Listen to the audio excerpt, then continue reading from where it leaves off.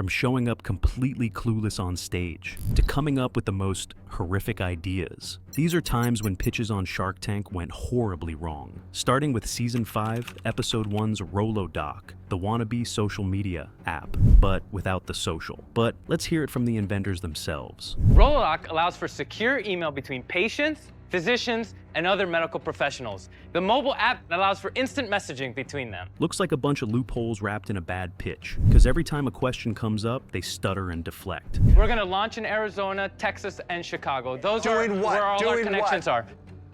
We have access to multiple doctors, multiple databases. So Mark gave them an even harder time. And as expected, they couldn't counter it. How are you going to tell them I'm pulling teeth? I should be a dentist. Are you personally, you're going to quit your practice? You're going to stop doing surgery? Their faces say it all. They really came on here without a plan, and it shows. You're going to make the call? Mark is really about to ruin their dreams with this next one. My doctor gets an email. Oh, it's from Rolodoc. Never heard of him. Delete.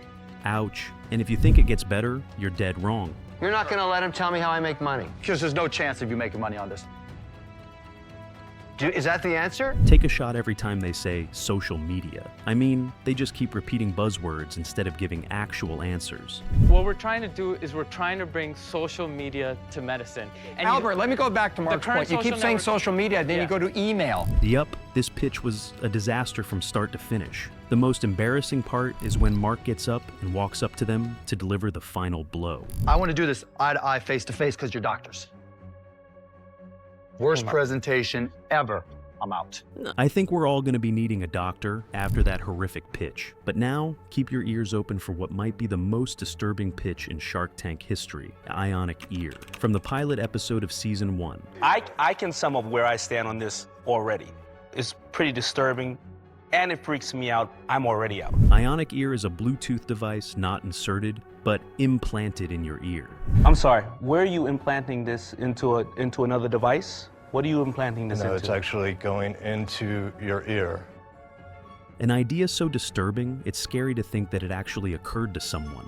Here's the surgery locations. This is just underneath the earlobe. The surgery location? Did he really say surgery? This is surgery. You would be under anesthesia. God. Just can't believe the sharks are laughing at a serial killer in disguise. And for half the pitch, sharks can't even believe that this guy is serious about puncturing your ear to fit a metal object inside. Darren, we're gonna operate on people. Yes, we are. We're gonna stick something in near their brain. It gets even more concerning when Dr. Frankenstein here reveals these things need to be charged. Should you stick that needle in your head every night to charge it? Yes, you would. Okay, you don't think... Whoa, hang on, Sharif. The surgery is one thing, but inserting your ear with a needle every night, that's pretty unsettling. You would have to go in and receive an additional operation. Do you see a problem with that? Sure, there certainly is Darren, I issues. have a problem with that. I am out. And, well, let's hope he didn't come up with any more bright ideas after this. Next up is Note Hall from Season 1, Episode 8. Marilyn, you created a sticky pad for sticky pads.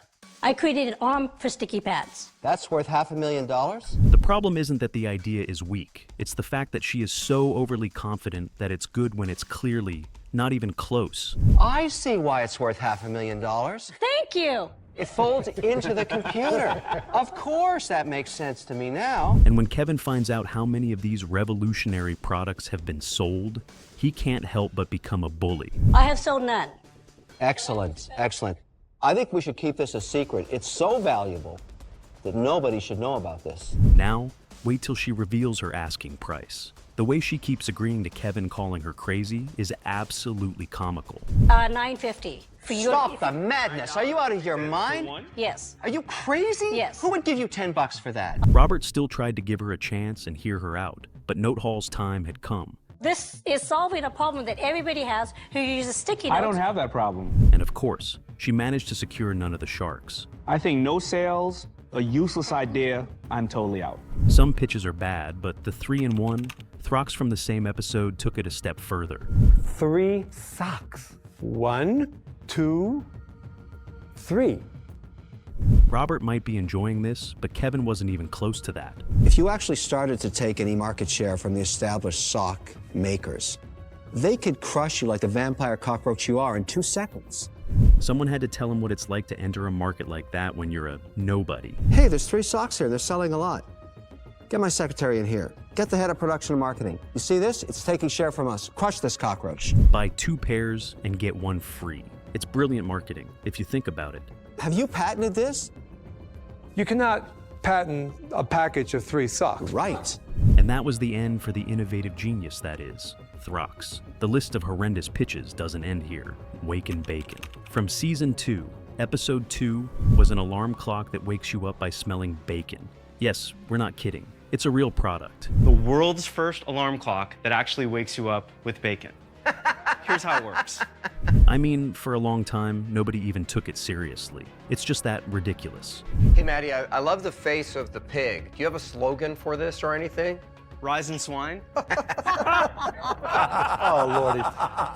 What's one thing you don't say when you're on Shark Tank? You think you can sell how many units? I'm not sure, I don't have a projection of how many units I could sell. Fumbling for an answer? Not a good look. But he got his first unofficial offer from Kevin. You got a pig box that's gonna catch on fire and kill somebody. I'm gonna be sued into the Stone Age. I'm out, but I'll give you $100 for the pig box. But, you know, believe it or not, despite everything going wrong, Mark was interested. The only problem was that he wasn't asking the right investment price. Being very interested is you needed $170,000. You only asked for 40. His response to that price tag, literally perfect. I'm now asking for $170,000. What started with million-dollar deals ended with Kevin bidding on the piggy toaster. It was a complete flop. I'll give you $200 for the pig box. Listen, I figure I'm gonna save children by doing that. We're gonna put that in my museum of really bad ideas that can kill people. Coming up next is Season 12, Episode 9's His and Her Bard, a pitch so atrocious. It's making me gag just thinking about it.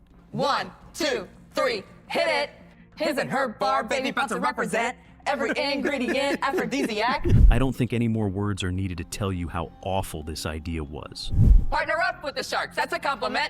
Wake up in the morning, do it all again. Woo! The Sharks, let me break it down for you real quick. They took "let me break down for you" too seriously. The gist of the whole thing is that this bar is supposed to be a replacement for the good old love potions. Maca is a Peruvian sweet root vegetable, and in Peru, maca is known as the Peruvian Viagra. But the Sharks weren't really loving anything about it. But I'm about to drop off a huge bomb. The disastrous singing is actually the only good thing that came out of this pitch. Do you have children? We do not have children. Well, that explains an awful lot. A whole lot. So the Sharks asked them about how they came up with the terrific idea. And it goes on for way longer than it needed to be. And there's writing on the rock. Picked the rock up and it said, just when the caterpillar thought the world was over, it became a butterfly. True story. So a rock told you to come up with this idea? Makes sense. You get home to Jennifer and say, I met a rock, and it talked to me. I said, babe. And she said, I gotta dump this guy. That's not even half of it. These people actually sold their house and six-figure job for this crap.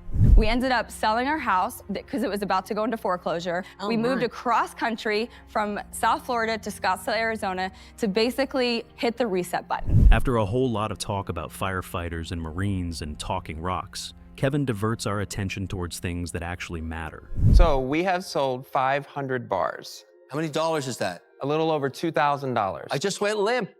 $2,000? If that ain't proof that this thing sucks crap, I don't know what is. Meanwhile, Kevin is having a hard time moving on with the huge sales figure. Mr. We've Wonderful, been waiting for this moment. $2,000? Kevin, how excited are you right now? I'm not. Now, at this point, the Sharks have figured out what these people need. I think you need a job. You do need a job. No, I mean... This is our full-time job right now. That's not good, guys. And when he says it one more time, the dam breaks and the forced waterworks start working. This isn't a business yet. One of you has to get a job just to have the safety net.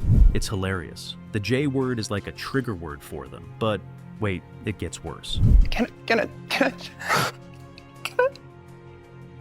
I just wanted to... Can I just tell you a story? Uh-oh. More stories about rocks and Marines? I want to be a firefighter. And you're not gonna believe what story he pulls after this. I'm supposed to go into my second fire academy. I start getting these headaches. Okay, so it turned out to be a sob story to get some sympathy points from the Sharks. Great. The next day, they call me back, and they tell me that they found a small brain aneurysm. That was a really hard watch for a lot of us. It stopped being a pitch and just turned into a sad backstory. This is an investment opportunity. I'm not saying you're not fantastic people, but this is not investable. I'm out. What started from singing rap and talk rocks ended in sad backstories and zero deals. But if you think this is the worst there is, you've got no idea what we've got lined up in the next video.